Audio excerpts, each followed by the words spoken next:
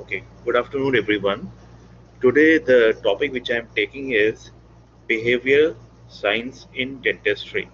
So, what it normally talks about these lectures is that how can you manage a child who's anxious, who's afraid, who does not want treatment for you? How do you make sure that such a child becomes cooperative? He sits with you and takes your dental treatment. This is basically what is this lecture is all about. So basically, what we talk about how what is the behavior of the different child, then why they don't sit, maybe what type of fear they have. So and how can you communicate with them to ease their fear, to make them relax and ensure that you have a cooperative child in the end. So whole class is about this. I'll be taking this class under these following headings.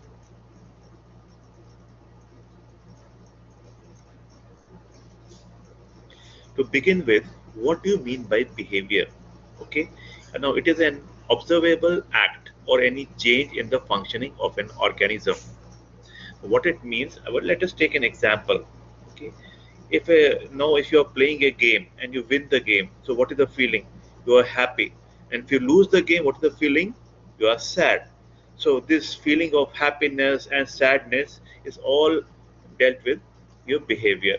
Okay, so it's an act or any change in the functioning. So how do you, or what do you mean by behavioral dentistry? It is a science which helps to understand development of fear, anxiety, and anger as it applies to patient in dental education.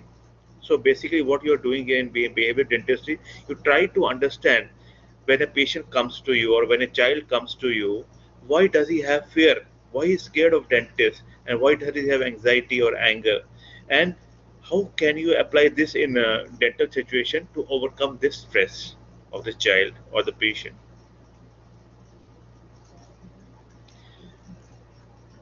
Broadly, the behavior of the child can be divided into two, that is positive behavior and negative behavior. Now, this classification was given by Wright. The positive behavior, you have the cooperative child, lacking cooperative ability or potentially cooperative, and these are the ones which you have negative behavior.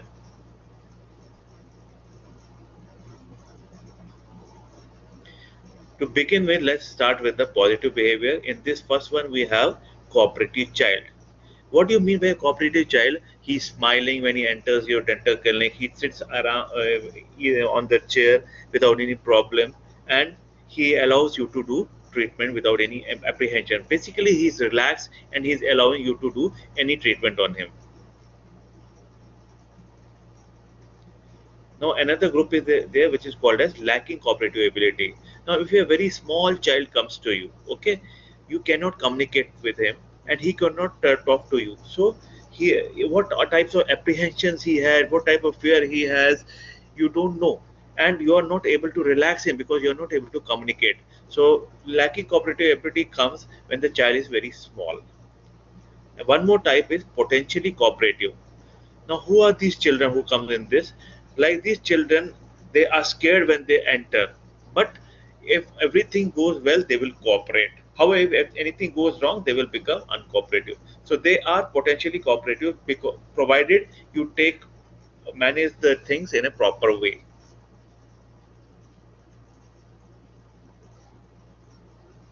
Next, we have the negative behavior. In this first one, we have uncontrolled or hysterical. Now, basically, this is seen in case of preschool children. Okay, again, the communication for them is limited.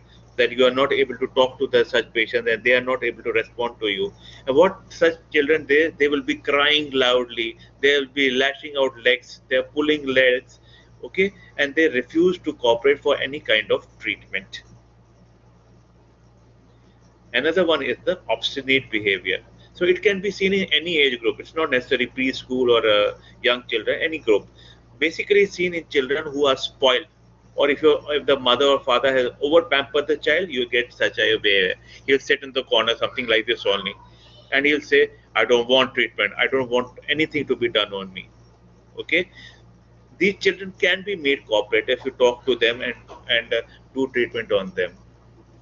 Next, we have the timid behavior. Now, such children are overprotective. Okay, such children normally they are overprotective and they are shy. So when they enter the clinic, they start hiding behind mother or father. They don't come near you, or they will hide behind the tables. Okay, but if you talk to them, they can become cooperative and they will allow treatment to be done. Now we have the tense cooperative. Now they are the borderline patients that might allow you to do treatment or not allow you to treatment. Depends how you talk to them, how you manage such children. If everything goes positively, they will allow the treatment to be done. Oh, next is the whining behavior or weaning behavior. In this, the child is always complaining. He will ask, "What is this? How is this? Where is this? When is this? How much time?" So like this, he has so many complaints. Okay, so he has that complaint type of behavior, and even though all these complaints are there, but he allows the treatment to be done. The next one is the stoic behavior. Now it is seen in case of physically abused child. What do you mean by physically abused? Here means the child is beaten by parents. That's an example of physical abuse. He is not taken care by the children, by their parents. Okay, so such child, if he comes who is physically abused, they will be just quiet, no expression on their face, and they will cooperate for any treatment without any apprehension.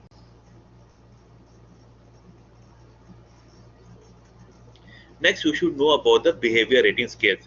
Now, if a child comes to you, you have to rate him how much cooperative he was or how much difficult it was to manage him. Okay, so basically, it measures the level of emotion or behavior problems. The how much level of emotional problem, whether he has fear or anxiety, how much at what level it is, or any behavior problem, whether he has obstinate type where he is stubborn, he's not allowing to talk to you. All this you have to measure in this. And what do you require for this? A close relative of the child. That means parents or a caregiver. So they will have to tell you whether the behavior what he's showing on the dental chair is for the first time or at home also is like that only. Now these are the different behavior rating scales. There are so many. At least remember two to three names like Frankel behavior rating, IBER, Global. Some more are also there. These all are the different behavior rating scales. What we normally follow is the Frankel rating scale and the global one.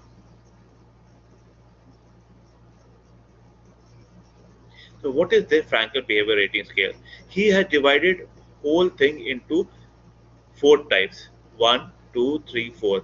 It starts from definitely negative to definitely positive. Okay. First, let us have a look. What do you mean by definitely negative? Now, such children don't enter the clinic. If they enter the clinic, they will be crying. They won't sit on the chair only. So, forcefully, you have to make them sit on the chair. So that means there's an extreme negative behavior in this child. In the case of negative behavior, whatever the child will sit on the chair, but he is not willing to take your treatment. So that means he's reluctant for any type of treatment. In positive, he sits on the chair and he allows the treatment to be done, but at the same time he's skeptical. Means he keeps on asking question. That means he's a little bit scared. It's a very rare opportunity to get a definitely positive. That means he has no apprehensions. He's very cooperative. He'll sit and allow the treatment to be done. So this is we considered as a unique behavior.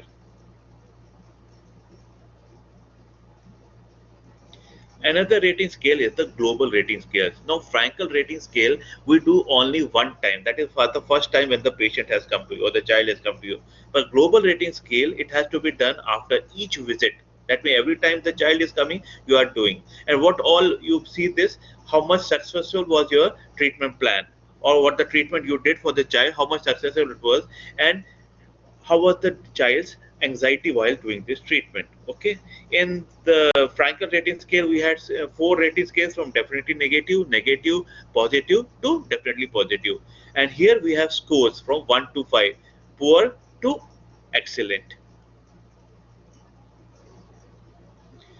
Now this was about the behavior rating scales. Now we have a look at the different theories of development of behavior. That is how a behavior develops in the child whether he's apprehensive, whether he's social or not. For that, we are taking account only three theories. I'll be discussing about that now. The first one is the classical conditioning theory, was given by Pavlov. I think you must have studied this theory during your school days, but how this theory is applicable in dentistry, that we'll see now. Okay, what happens in this theory? Whenever he gave an example of a dog, okay, and whenever you show a bone to the dog, he'll start salivating. That means saliva will start drooling out. Okay, now if you show a bell to the dog, there will be no saliva because he does not want the bell, he wants the bone to eat. Okay, so whenever you show the bone to the dog, he'll start salivating. Okay, so here the food is an UCS, means unconditioned stimulus for him, and the response, that is unconditional response in this, is salivation. But now here bell, initially when you show to him bell, there is no response, there is no salivation, so it is a neutral stimulus and there is no response. Now how do you condition such case or such a dog? So every time when you are giving a bone, you start ringing. Okay, so he will start salivating whenever he says bone. Okay, now if one day if you don't give bone, only you're ringing the bell. Okay, so you're ringing the bell and you are not giving the bone, still he will start salivating. So that you have conditioned the dog to this stimulus, only bell. So how a neutral, this is how a neutral stimulus here, when the bell was rung and there was no response, has become a conditioned stimulus. That means you are ringing the bell, even though there is no bone, he is salivating. Okay, so someone has written an interesting story, a really interesting story. Okay, so how do this theory can be applied to your dentistry? Okay, see, like the bell there, here we have the white coat. When a child sees the white coat, it's a neutral stimulus. He will not cry. Okay, but when a child sees an injection, he will cry. Okay, now, but if a child sees the doctor every time in white coat, and every time that doctor is giving him injection, she will relate the white coat to needle and he'll start crying. So now the white coat has become a conditioned stimulus.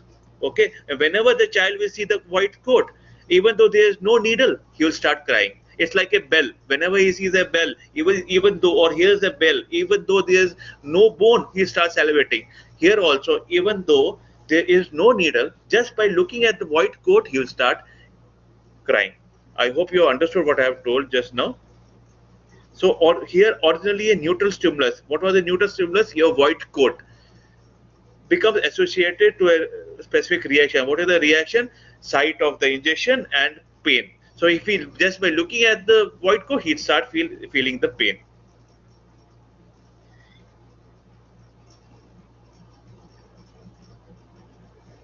Now, what do you mean by reinforcement?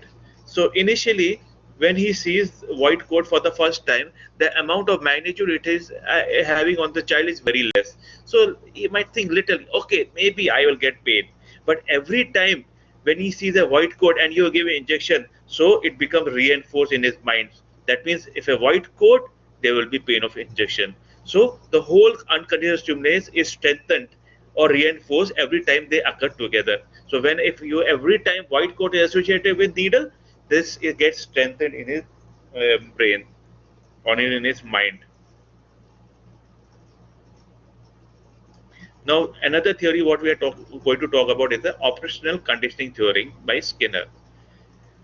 First, let us have a look at the definition what he has given: a learning process in which the consequences which follow a response determine whether the behavior will be repeated. Okay, the definition is a little complicated. I'll try to explain this with an example. Suppose you come to a class late, okay, and the teacher does not allow you to come inside. He will make you stand outside. Okay, so because of this, next time you will come to class in time. So this is an example for this. So what was the response? You came to the class late. What was the consequence of this response? Teacher told you to stand outside. So what you did, because you start you got punishment, you start and standing outside, you will not repeat this behavior. This is what this theory says. The response will determine the consequence, and consequence will determine the whether the future will behavior will be repeated in the future or not. Okay. Now, on the other hand, suppose if you are doing very good in exams and you get prize, you get a car for your as an award. So every time you will try to come first. Okay. So if there is a positive reinforcement, you get something positive with your behavior, you try to do that thing again. And if you get something negative with your behavior, that if you get a punishment like standing outside, you tend not to do that again and again. I hope you understood this definition with my example. Okay, we can again give an example for this operant conditioning. Now, this is a rat. Okay, so whenever he pushes this rod, what happens? Their cookies come out. So, what is the response here? Is pushing the rod. What is the consequence of this? What he is getting? Cookie. So, this behavior is reinforced because he is getting something good. Okay, this is according to operant condition. So whenever the response is he is pushing it, the consequence is it is opening and is getting cookie. So he'll start eating cookie. So this behavior becomes, he will do this behavior again and again. Now, if we give a punishment for this, now here he got a reward for this behavior. What if you give a punishment? So suppose this rod we put current. So the moment he touches this, he gets a shock. So what was the response to this behavior or a consequence of this behavior? He got punishment as electric shock. So he will not repeat this behavior again and again.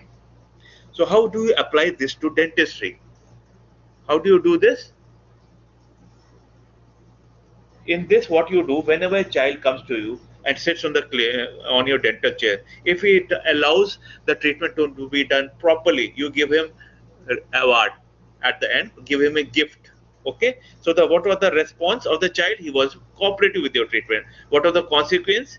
You gave him gift. Okay, and what is the future effect of this behavior? He will try to become cooperative every time he comes. And for a negative, if the child is crying, okay, and what is the consequence you will do? You ask the parents to go out.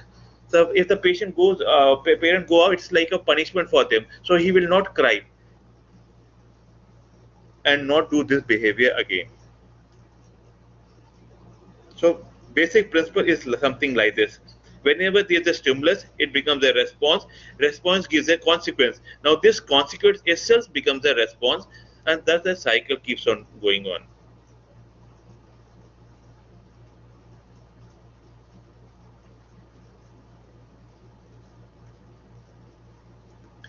Now, again, we have one more thing, what is called as the social learning theory. This is the third theory.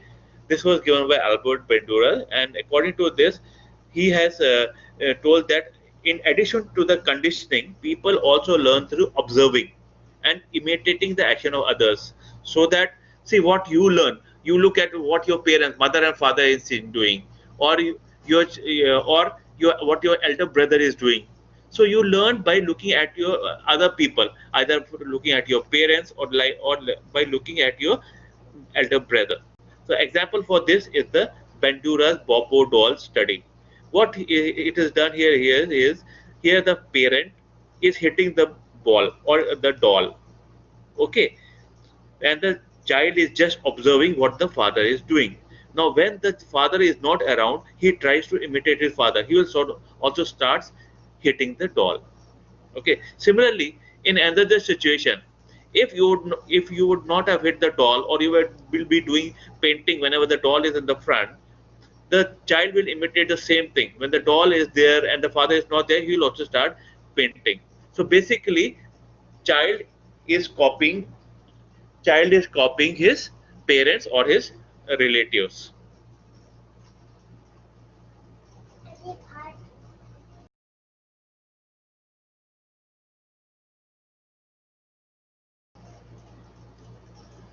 Okay. Now there are, if you summarize, there are three major types of behavior learning theories. We have the classic conditioning theory, operation conditioning theory, and operational learning theory. In classical conditioning, what happened? There was a neutral stimulus. What was the neutral stimulus? The bell or the whistle, and it was associated with a natural response. What was the response? The salivation. How you did this? By conditioning. In case of operant condition, what happens? A response is increased or decreased due to reinforcement. So whenever he pushing the rod, if he gets a cookies, this will increase the response. But if he gets the electric shock, he will not do this thing again. The next one is the operational observational learning theory. What we say, the child copies his father. If the father is hitting the doll, he will also hit the doll. If the father is just sitting and doing his job and not hitting the doll, the child will also sit and do his own job and he will not hit the doll.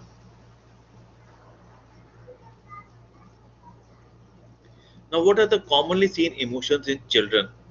Okay, now we are done with the different types of behavior rating scales and the different theories. Now we are talking about the emotions. Basically, we see these emotions: the fear, anxiety, cry, anger, and phobia. As an introductory class, we will just talk about fear and cry. Now, what do you mean by fear? It is an unpleasant emotion in response to a realistic threat or danger to one's own experience. I'll try to explain this with an example. Suppose if you keep a child in a dark room, okay? So what will happen? He will be scared. Okay? Why he is scared? Because he feels there is some threat for him. Maybe some ghost will come. Okay? So how you correlate this with the definition? It's a unpleasant emotion. So when you kept the child in the dark room, what was the unpleasant emotion? He was scared. Why he was scared? In response to what? He felt there is some threat to him or danger to his own experience. By what? By what? Maybe some ghost comes. So this is what is fear. The incidence of dental fear, like this also we can have fear to dentistry also. So incidence varies. It's from 3 to 21%. It's more in case of girls compared to boys. It's more in children compared to adults. Now, why do we have fear in the dentistry? Now, these are the different situations that a child thinks will give him pain, or and he is feared of dentistry. The first one is anesthesia. So what happens anesthesia? For giving anesthesia, you need needle. The sight of needle gives him that fear. Other thing is the extraction. Now, whenever there is an extraction there, he feels as if his a part of his body is cut and there is bleeding from that area. So this also gives fear for the child. The third one is the sound of a drill. Now, whenever there is a sound of a drill, he feels as if you are drilling a hole in his mouth. So he's scared. What if this drill becomes uncontrolled and goes here and there? So all these can provoke fear in a child. Now, what are the different types of fear? The first one is the objective fear. Now, it is acquired by direct physical stimulation. What do you mean by this? Direct physical stimulation means the child himself sat on the chair, and while the treatment was going on, he got some pain. So now, because of the pain, that means he himself has experienced the pain. He has not listened any others from anyone else's mouth. There were direct physical stimulus for him. Okay, so whenever he sits again, he has that objective fear for him. I got the pain in the last visit. Maybe I might get this unpleasant experience again. Now, another type of fear is subjective. Now, here in case of subjective, he himself has not got pain. Maybe someone else has got pain, or it is in his imagination that has led to this fear. It is of two types: suggestive, imitative, and I mean three types: suggestive, imitative, and imaginative. What do you mean by suggestion? By it is by the observation of others. For example, his parents went to a dentist, or his father or mother went to a dentist. They had a treatment. They had a bad experience. While removing the tooth broke. There was lot of pain while removing the teeth, and there was lot of swelling after removing the tooth. When they come back home, They tell their experience to their other family members, and the child is silently listening to everything. So it is a suggestive fear. How he has got this? By the observation of other, by observing his parents, how they experience. So he's scared how his parents experience in the dental chair. I will also experience the same way. Next one is imitative. Now, what happens? Suppose this child has gone with his elder brother for treatment, and while the elder brother was having treatment, he was crying or having pain. So he looks at them, he tries to imitate or he tries to copy his brother, and he feels even when I will sit, I will also get same type of problem. So he has that fear. Now, this type is again a subjective type, that is imitative type of subjective fear. The third one is the imaginative. Now here he has no experience of his parents, or he has not seen treatment done on his brother or anyone else which has caused fear, but it's his own imagination. Like he see the night before this treatment, night when he's sleeping, he's thinking, oh, what will happen tonight? I mean, tomorrow morning when I have to go to clinic, that dentist is like a ghost for me. He will come with all his instruments, drills. He will drill a hole. He tries to make stories with all his imaginative capacities.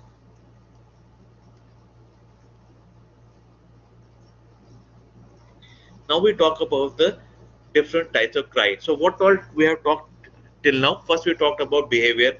What is behavior dentistry? Then what are the different rating scales which are there?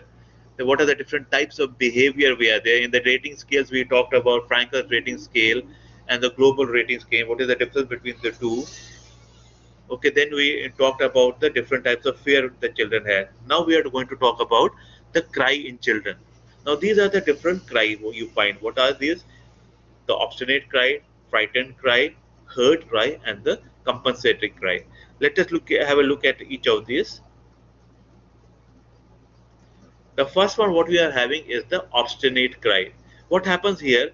As such, the child will not be crying, but he will be shouting loud, high pitch, okay, like this. There will be no tears as such coming out, just shouting. This is called as siren-like wail. What do you mean by siren? A long, continuous sound is coming. If you see, before in case of big industries, a siren used to go before the start of the job. Okay, like this, he starts shouting. That is why it is called a siren-like wail. Then why he is doing like this? Basically, it's his anxiety. It's a response to his anxiety which is showing here. Another type of cry is the frightened cry. Now here, surely there will be tears coming out. Okay, there will be torrents, means lot amount of tears will be coming out, and there will be breath-catching sobs. What do you mean by breath-catching sobs? When he's crying, he will take a pause to take breathe, deep breathe, and you can hear that like the so that means the breath-catching sobs you can hear. Okay, now the child is basically crying because of his fear. He's scared. Okay, so even though he wants to cooperate, but there is some scare in him. Okay, so you need to talk to him and to find out why he is scared. Another type of cry is the hurt cry. So in this, the child really has some pain. He is not crying because has anxious or he's scared. He's crying because he definitely has a pain. So he shouts when he's crying. Maybe he is loud. There will be some tears also coming. Okay, and there will be some amount of discomfort that he's trying to show.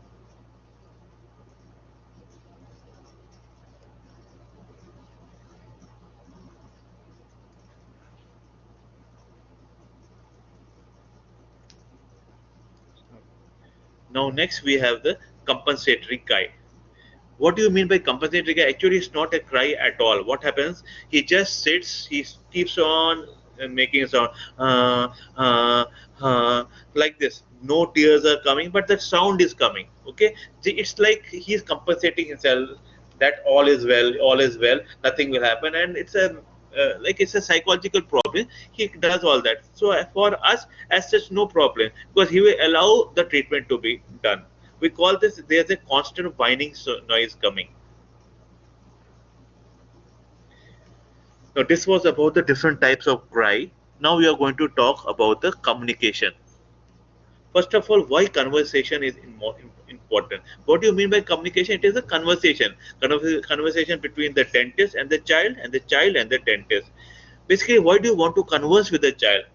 You want to know what his problem is, okay, why he has come to us, what is his main complaint, why he's sitting on the dental chair, okay. Then maybe he is frightened, you want to relax him by talking to him, you want to show that you are very friendly to him and you are going to help him, so that he relaxes and allows the treatment to be done. Now this communication can be two types, verbal and non-verbal. When I say verbal, that means you are using words, hello, hi, like this. When I say non-verbal, this is not using words. So how do you communicate without words? You can smile at him, you can look at his eyes, you can shake hand with him. Now these are all examples of non-verbal. Or you can use combination of both, that is verbal and non-verbal. Now what is the feature? What should be the features? It should be comforting. Okay, when you're talking to him, when he says I have tooth pain, you should be comforted. Oh, really? You have pain? Let me see how I can help you. So you should be comfort, man, or tell him, yes, it can be treated. I can give you medicine for this, and the pain will go. So he feel relaxed and he feel, hey, yeah, I am in the right hands. Okay, and you should be gentle. Don't be rude with the child. Even if he is a bit apprehensive, try to talk to him. Be soft to him. Your tone of the voice also is very important. Talking softly. Oh, oh, oh, so bad. Your teeth are so bad. You should not say roughly, why your teeth are bad? Why it is like this? Why do you not take care? So show empathy. Talk softly to the child. This all matters while you're communicating with the child. Just to have a look at the different types of communication, as I've already told you, the verbal, where speech is involved. Okay, now if the child is less than 3 years, he does not know how to talk. He does not. His vocabulary is very limited. Even if you talk to him, maybe he will not able to grasp your words or whatever you are talking to him. Okay, so verbal communication doesn't become really effective if the child is less than 3 years. Other one is the non-verbal. As I've told, this can be done by smiling, by showing concern, eye contact, and or you can pat the child or give a hug to the child. The last one is where both verbal and the non-verbal communication is done together. Now, what are the principles of communication that you should know? The first one is the establishment of communication. Okay, why you should establish a communication? Basically, you to know what the problem he has, why he has come to you, what is his chief complaint. Secondly, to relax him, to make him comfortable, to make show him that you are friendly with him, that he is not a stranger, and to have a better treatment of the child. Secondly, you have to see who is the communicator, that is establishment of the communicator. Now when a child is on the chair, if he says I have pain for this procedure, if dental assistant says yes and you say no, so he will be confused. One is telling yes, other one is telling no. So that confusion should not be there. It's better to have only one communicator, and preferably it should be the dentist himself who's communicating. Okay, so communication should come from only from one side, from a single source, that is the dentist. The message should be clarity. Now, it is considered as if it is a complex multisensory process where three things are involved: the transmitter, who that is who is talking, that is the dentist; receiver, then who that is who is receiving the message, that is the child; and the medium. What is the medium between the transmitter, the dentist, and the child? It's the words or the spoken words. So whenever you are talking to the child, you make sure that there is clarity in the message. How can you make sure there is clarity? First of all, the message should come from a single source, one. Then the words what we are using should be simple. You should understand the child, maybe he has limited vocabulary, so he cannot understand complicated words or medical terminologies, or you should not use the words that will scare him. Okay, so what type of words we use is the euphemisms. What do you mean by euphemisms? Basically, these are those words which does not scare the child. One thing, the words which the child knows. Okay, it's not should be not what he does not understand, and he should be able, it should not create panic or fright, it should not be frightening for the child when he hears such words. Okay, let us take some example of such words. The first one is anesthesia. Now, if you tell a child, I'll give you anesthesia, he will not understand what you mean by anesthesia. So instead of telling anesthesia, what you use the word is, I'll put a sleepy water. Okay. Moreover, if you say anesthesia or injection, injection is also very scary for him. I'll give you injection. You don't tell I'll give you injection. Tell him I'll put a sleepy water in your tooth. It will sleep. So this will not create more stress in the child. Next one is the burr. If you say burr, going to use dental burr for preparing cavity. He'll say, what is dental burr? What is preparing cavity? You said, I'm just going to use this germ chaser. It's like a gun. Like he lives in another fictional world where in his fictional comics or cartoons. So he says it's like a gun who chases the germs in your mouth. Same way for dental care, he will not understand what is dental care. What you say, it's tooth bugs. I'm going to kill all the tooth bugs, or I'm going to remove all the tooth bugs from your mouth. Similarly, instead of radiograph, you can say, I'm going to take a tooth picture. For rubber time, you can say, I'm going to put a raincoat for your teeth so that it does not become wet. And don't use the term stainless steel crown. He won't understand. Just say, I'll put a shiny cap on your tooth, and so that it looks more beautiful, and the other children will also like, and you'll get a lot of appreciation by this. So these basically there are different euphemism of words which are used in dentistry. So yes, this is all what I had to talk today. Basically, my objective was whenever a child comes to you who is apprehensive, not allowing it any treatment, first what you have to do, you should understand what is behavioral dentistry. Then do a rating of the child, behavior rating of the child. How you do the behavior rating? By Frankel's rating or global rating scale. Once you have done the rating of the child, then you should try to find why he has fear, which type of fear he has, whether it's a subjective fear or a objective fear. Okay. Now, if you know the type of fear, then if he's crying, you should also understand what type of cry he has.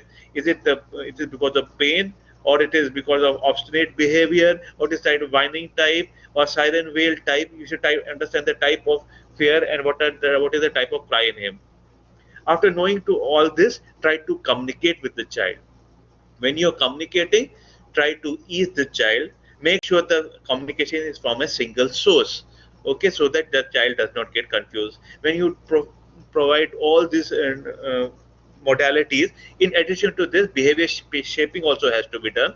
That will be dealt in later classes. I mean, in the later years, once you join specialty in fourth and fifth year, that time we'll be talking about that. But this all together helps in making a child cooperative, and he will help in providing treatment.